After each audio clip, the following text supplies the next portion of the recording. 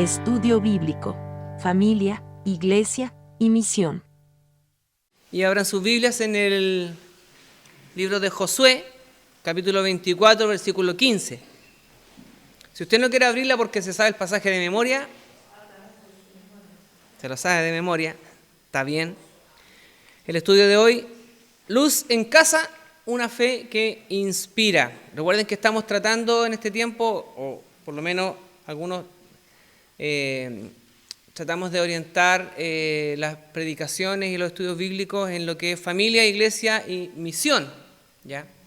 Cristian decía hace un rato atrás, casa, hogar, casa rodante, porque también son conceptos que a veces intercambiamos, ¿cierto? Pero entendemos la idea que hay detrás de eso.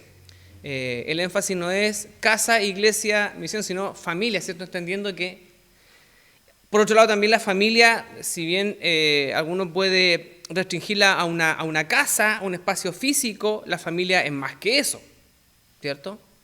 Es más grande que eso también, y pueden aplicarse o podemos combinar también esas ideas. Si usted tal vez dice yo vivo solo, sola, pero no todo el tiempo, y tiene familia probablemente de la cual poder echar mano, o la familia también puede echar mano de nosotros. Josué, capítulo 24, versículo 15, un pasaje,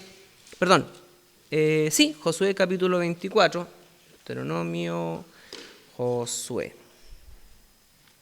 24, versículo 15, un pasaje que ya probablemente muchos ya han pasado por, y se lo saben de memoria, donde Josué dice, y si más les parece servir a Jehová, escojan ustedes a quién van a servir, si a los dioses a quienes sirvieron vuestros padres, o a los dioses de los amorreos, pero, dice él, yo y mi casa serviremos a Jehová, serviremos al Señor. Josué 24:15, un pasaje de los pasajes que todo cristiano debería conocer. La mayoría hemos pasado por ese pasaje en más de una ocasión. Y tomando el espíritu del título del estudio de esta tarde, luz en casa.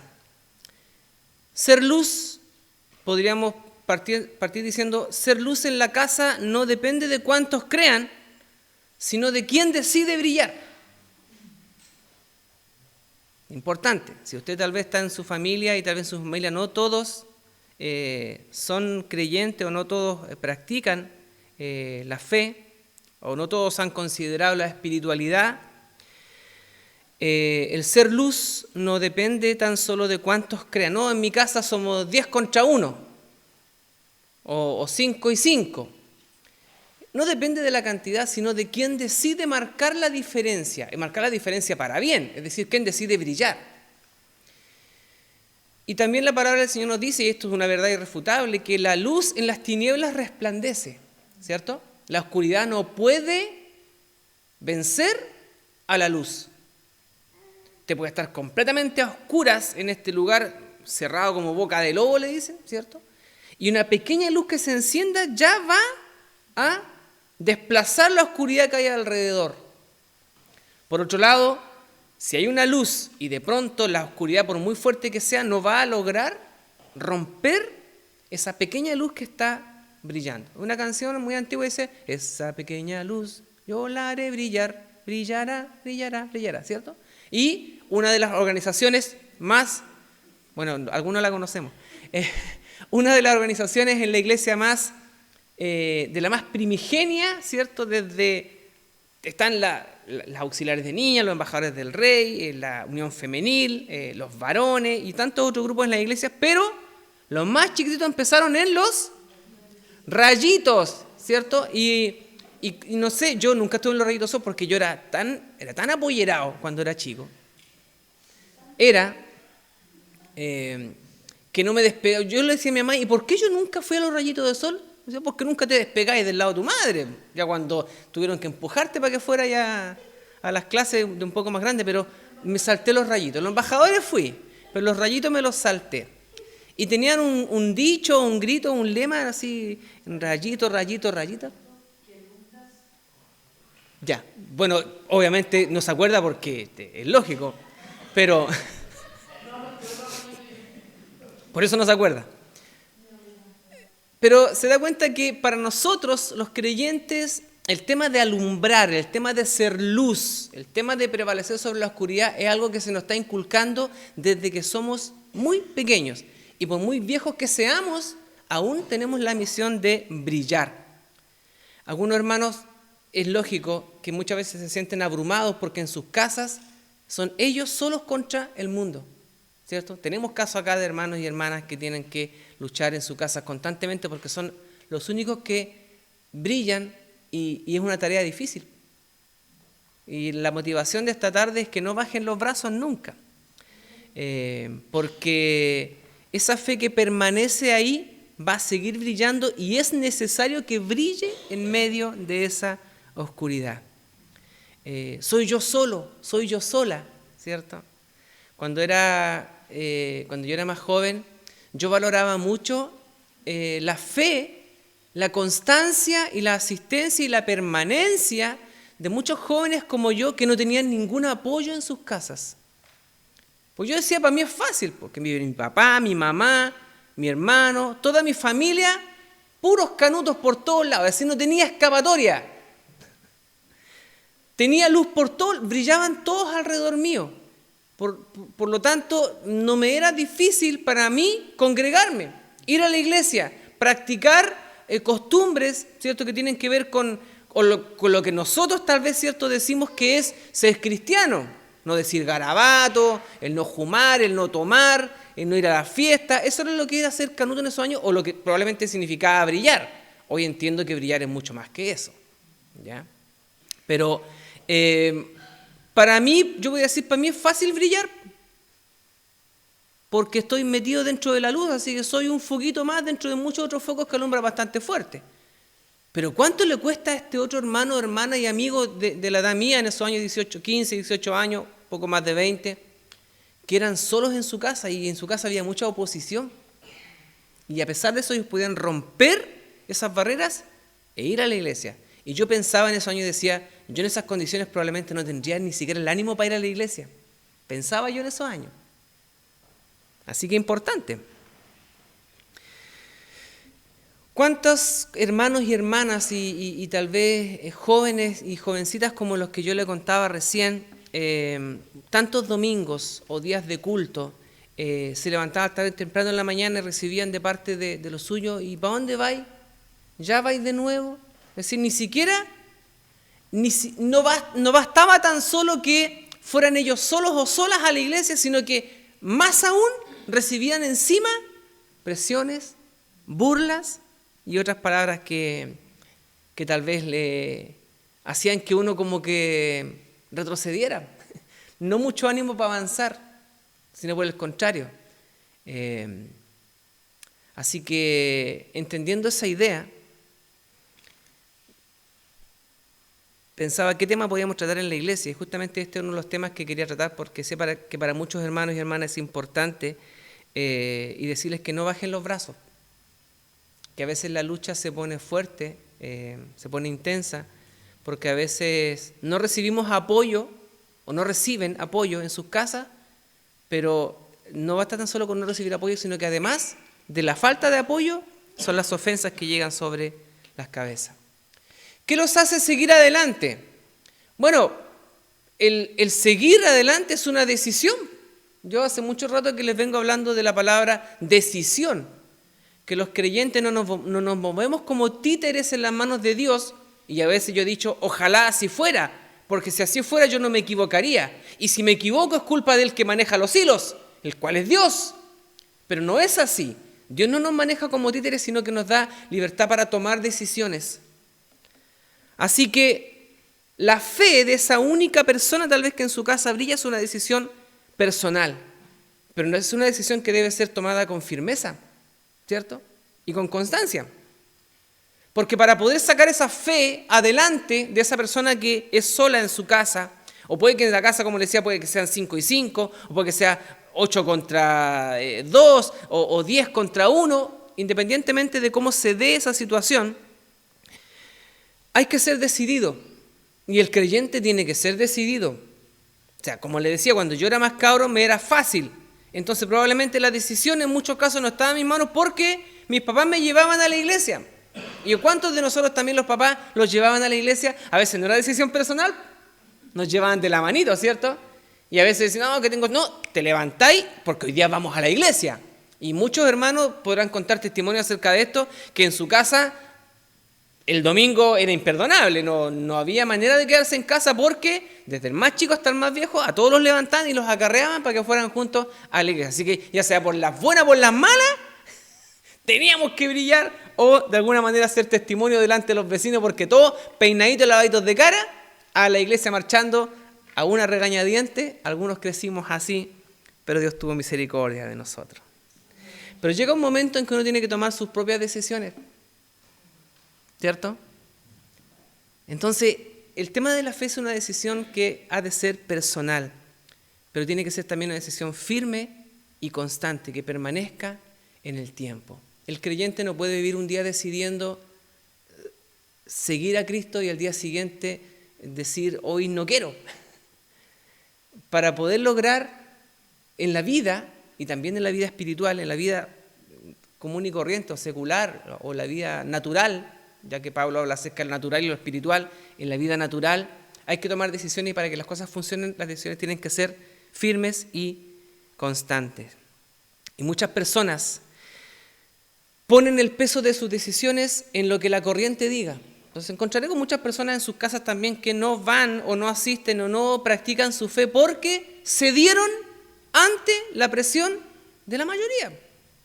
Como la mayoría en la casa no iba a la iglesia o no practicaban la fe o miraban en menos la espiritualidad, entonces se dejaron llevar por la corriente. Por eso que el pasaje de Josué 24:15, ¿cierto? Dice, mira, ya, es como que estuviéramos sentados, si pudiéramos aislar ese pasaje, eso podríamos aplicarlo a muchas situaciones en la vida de los cristianos. También la casa, vamos a ir, no vamos a ir, no, que no quiero, que aquí, que allá. Uno se para de la mesa y dice, miren, si quieren, sigan ustedes alegando. Lo que es yo, voy a servir al Señor. Eso es lo que Josué dice en cierta medida. Porque tal vez decía, a ver, vamos a hacer una votación acá, de los 100 que hay. Si la mayoría dice que vamos para el lado del Señor, entonces Josué dijo, me importa, me da lo mismo lo que la mayoría diga. Si la mayoría quiere irse para el otro lado, yo no voy a ir con la mayoría, decía él. Yo voy a elegir al Señor. O sea, tiene que ser una decisión firme y tiene que ser también cierto a conciencia. Así que el pasaje nos viene como anillo al dedo.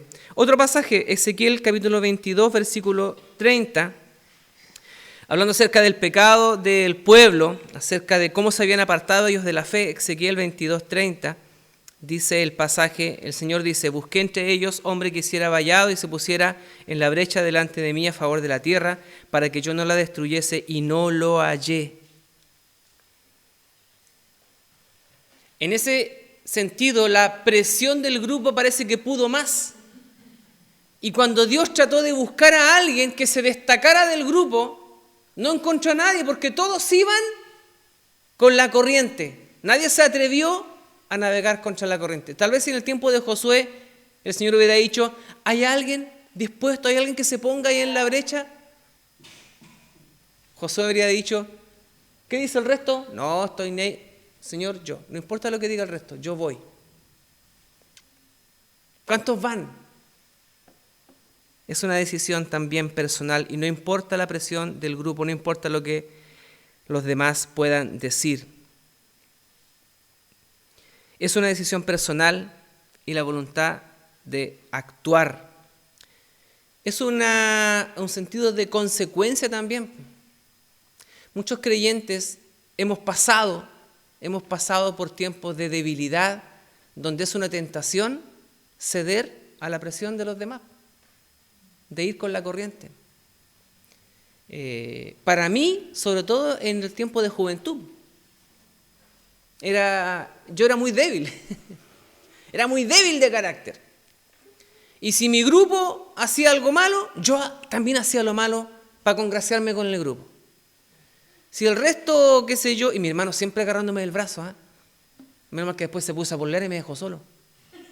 Por fin pude ser libre para hacer lo que yo quería, Porque antes él me coartaba, po.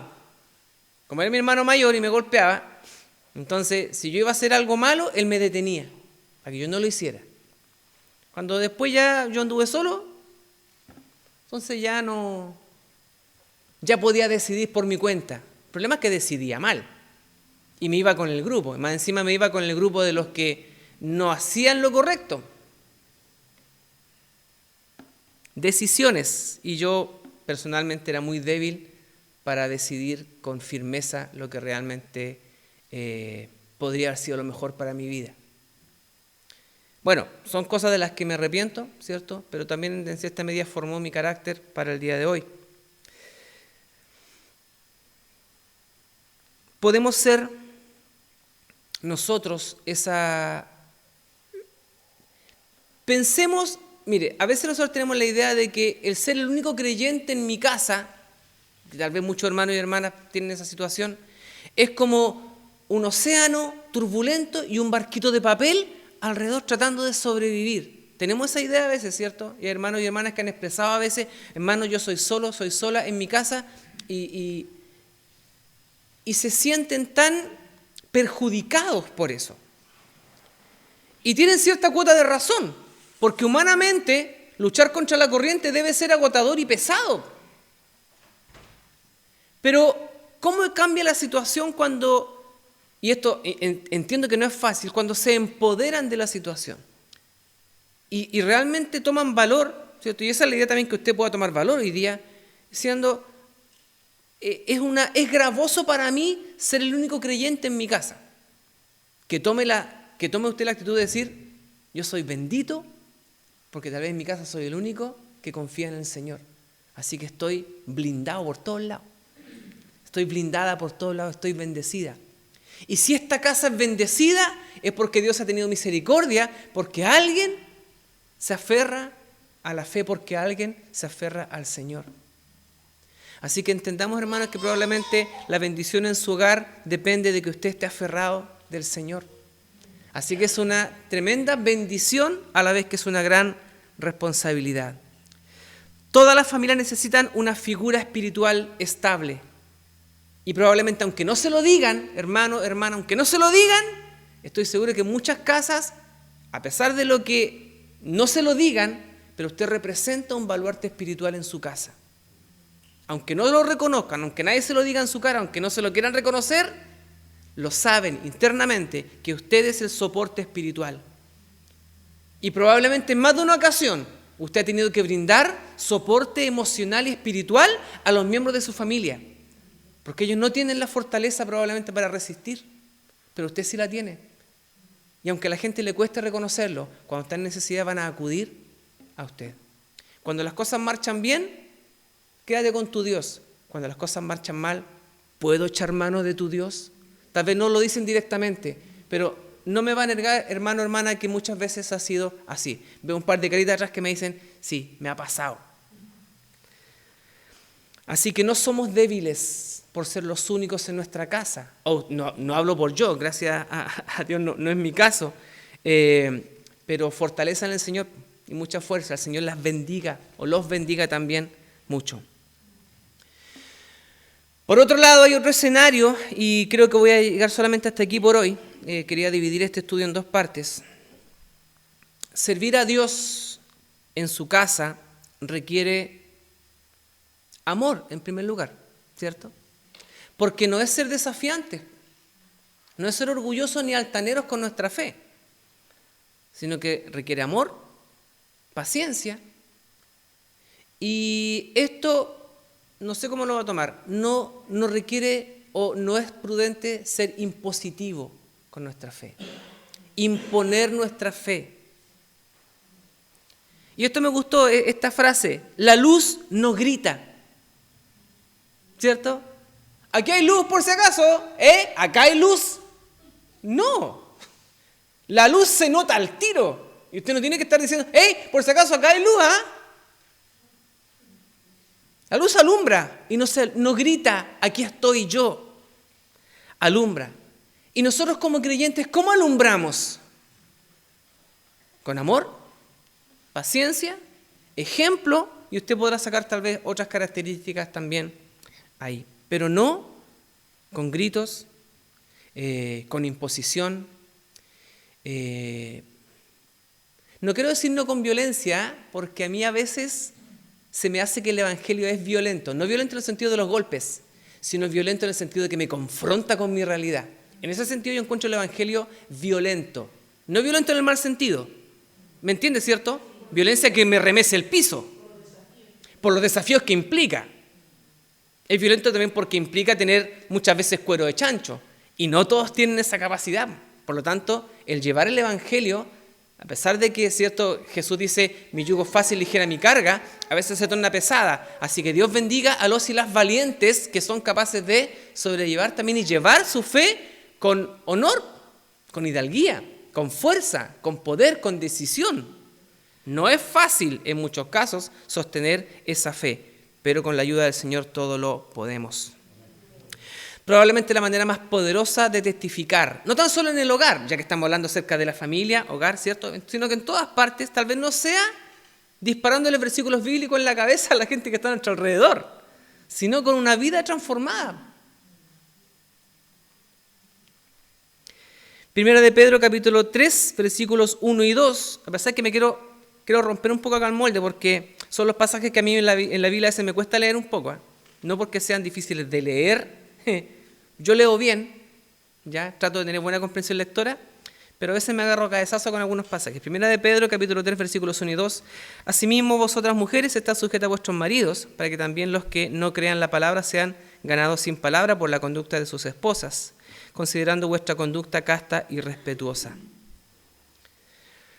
Si bien es cierto, habla de la actitud de las mujeres con los maridos, el pasaje también es mucho más amplio, ¿cierto? ¿Ya? Y a pesar de que yo sé que, no vamos a negarlo, para muchas mujeres estos pasajes son complejos.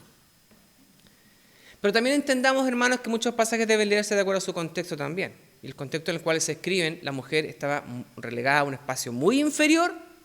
Gracias a Dios porque hoy día las mujeres pueden. El hecho de que ustedes estén acá escuchando la palabra del Señor, hermanos, hermanas, el Señor lo ha permitido. Antes no era así. En el tiempo de Jesús no era así. Ya había que estar caído. Bueno, hay otro. Bueno, solamente, hermanos, si alguno quiere meterse un poco más allá, yo le invitaría a revisar algunos escritos de las cartas de Pablo, ¿ya? Y vamos a encontrar algunas sorpresas. La alta crítica, pero esto lo dejo tal vez para mucho más adelante, la alta crítica ve que algunos escritos de Pablo no son de la pluma de la mano de Pablo, sino que son de otro, ¿ya? Y no que se hicieron pasar por Pablo, sino que firmaron así como diciendo, nosotros somos de la escuela de Pablo, firmamos como que fuera Pablo el que escribió, y muchos de esos pasajes realmente no corresponden a que lo haya escrito el apóstol Pablo. Y también hay algunas contradicciones, cuando Pablo manda a callar a las mujeres, pero por otro lado dice también que hay mujeres diaconisas, hay mujeres que eran líderes en su iglesia, entonces dice, bueno, Pablo, pongámonos de acuerdo. Entonces son cosas que a veces también, pero eso queda para otros estudios más adelante, ¿ya? Lo que sí quiero entender que ni Jesús ni el Evangelio es misógino, aunque mucha gente haya tratado de, ¿cierto?, que el Evangelio desprecia a las mujeres, o que Dios o que Jesús, nada más lejos de la verdad. Esa gente que tal vez no ha estudiado la Biblia y no la ha entendido bien. Así que, dicho eso, quiero ir más allá del pasaje. Como dice aquí, mujeres están sujetas a vuestros maridos, pero yo entiendo que no es tan solo eso, sino diciendo, teniendo actos de prudencia. Eso es lo que quiero sacar del pasaje, extraer. Ese amor, el respeto mutuo, el espíritu del Evangelio va más allá de ese tipo de conducta que es, no, pues que la Biblia dice aquí y allá, ¿cierto? Que la mujer, que el pantalón, que el vestido, que la falda, que el peinado, ¿cierto? Usted ha escuchado todas esas cosas por los siglos de los siglos. Pero siempre me quiero aferrar a las dos grandes columnas sobre las cuales se sostiene nuestra fe, el Evangelio y las buenas noticias. Amar a Dios por sobre todas las cosas, amar al prójimo como a nosotros mismos. Y cuando entendemos el Evangelio de esta manera, entonces todo acto, toda decisión, todo análisis va a estar bajo estas dos grandes, o sosteniéndose sobre estas dos grandes columnas. Así que cuando el pasaje me habla de estar sujetas, y también cuando habla acerca de los amos, de los esclavos, ¿cierto? Dice, entonces la Biblia permite tener esclavos. No, entendamos bien, ¿cierto? ¿Qué es lo que está hablando?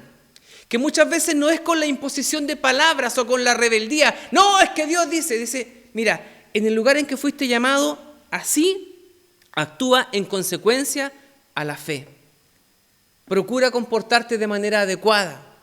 Procura responder de manera adecuada. Procura guardar silencio cuando hay que guardar silencio y hablar cuando haya que hablar. Probablemente muchas esposas, y eso me acuerdo una vez cuando, en otra iglesia, no acá, una hermana dijo, oh, yo a mi marido, pero ya no hay qué decirle porque le he dicho de todo, que eres un borracho, que eres aquí, que eres allá y que Dios te va a castigar y todo lo demás. Hermano, yo llevo 40 años luchando con este hombre en la casa. Bueno, probablemente la estrategia no sea la mejor. Porque probablemente lo que está haciendo es alejar a su marido de la fe, tratando de darle con la Biblia en la cabeza. Puede que a alguno le funcione, ¿eh? Puede que algún marido se haya convertido con un bibliazo en la cabeza, con un botellazo, ¿o cierto? Bueno, no hablemos de ojos morados porque hay ropa tendida por allá, ¿cierto? Pero creo que no es la estrategia más adecuada. Creo que una vez a un hermano lo convirtieron a combo. Se agarró un predicador a combo, parece, con un borrachín. El borrachín después terminó aceptando al Señor y reconoció que era que mientras él andaba borracho, un predicador creo que se lo agarró a combo porque lo empezó a insultar y después terminaron siendo hermanos en la fe. Bueno, Dios obra milagros, pero no quiere decir que esa sea la estrategia. O que un varón se haya convertido con un hulero en la cabeza que le haya dado su señora. Puede que haya pasado alguna vez, pero no es el método que tal vez Dios quiera para nosotros. Por otro lado, Romanos capítulo 12, versículo 18 dicen, cuando dependa de vosotros, estad en paz con todos los hombres, o con todas las personas en realidad. Colosenses capítulo 4, versículos 5 y 6. Andad sabiamente para con los de afuera, o con los inconversos, ¿cierto? O frente a la oposición, actúen con sabiduría, dice el Señor, redimiendo el tiempo. Sea vuestra palabra siempre con un garrotazo en la cabeza, no, dice siempre con gracia y sazonada con sal, para que sepan cómo responder a cada uno.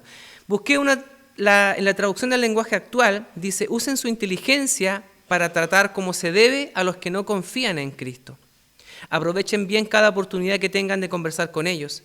Hablen siempre de cosas buenas, díganlas de manera agradable y piensen bien cómo se debe contestar a cada uno. ¿Cuántos han sido hermanos confrontados o confrontadas en su fe, a veces tratando de picarle la guía para que usted responda de mala manera? ¿Se lo han hecho usted alguna vez? Tal vez personas ajenas en el trabajo, en el vecindario, en el colegio, donde sea, pero en la casa, ¿lo han hecho con usted alguna vez? ¿Y cuál ha sido nuestra reacción? Bueno, podríamos conversarlo la próxima semana, ¿ya? O tal vez conversarlo después, o usted con algún hermano o hermana conversarlo también. ¿Cuántas veces hemos sido confrontados con nuestra fe de manera hiriente y nosotros no hemos respondido de la mejor manera? Entonces toda la luz que a veces alumbramos se echa a perder porque cuando nos pican no somos capaces de controlar la situación. Se nos escapa de las manos y tal vez todo lo que habíamos avanzado en nuestro testimonio lo echamos por tierra. El predicador en Eclesiastés, no recuerdo el pasaje, Eclesiastés, a ver si lo encuentro rápidamente, si no, paso de largo. Eclesiastés capítulo 10, versículo 1. Las moscas muertas hacen heder y dar mal olor al perfume del perfumista. Así una pequeña locura al que es estimado como sabio y honorable. Si probablemente usted es un baluarte de fe y respetado por su fe en muchas partes, pero le pican la guía y usted hace salir todo lo que se ha guardado por tanto tiempo, dice el predicador que así un pequeño acto de locura o un pequeño desliz puede echar a perder todo el trabajo que tal vez hemos hecho testificando del Señor. Ahora, ¿cuándo pasa eso? Probablemente cuando guardamos una careta y ponemos una careta ahí y esa careta se vuelve insostenible y es cosa que nos pinchen como un globo para que reventemos y salga todo lo malo que hay dentro de nosotros. Eso habla de poca honestidad. Pero cuando somos consecuentes con nuestra manera de ser y nos van a picar, entonces vamos a responder también de la mejor manera. ¿Es difícil? Claro que sí. Se nos está permitido Yo creo que no se nos está permitido. ¿Nos vamos a caer? Claro que sí, a veces vamos a responder mal, pero no deberíamos responder mal. Ahora, también muchos pastores decían, sea manso pero no menso. O sea, si lo van a atacar, también sepa defenderse, pero defenderse también con sabiduría. Como dice acá, Colosenses capítulo 4, versículos 5 y 6, ¿cierto? Hágalo con sabiduría, con prudencia, ¿cierto? Sus palabras deben ser sazonadas para que lleguen bien al interlocutor. Sean sabios, sean inteligentes, prudentes. La luz no grita, recuerde una vez más, alumbra con amor, paciencia y ejemplo. Amén. Solamente quedémonos con estos 2 puntos por hoy día.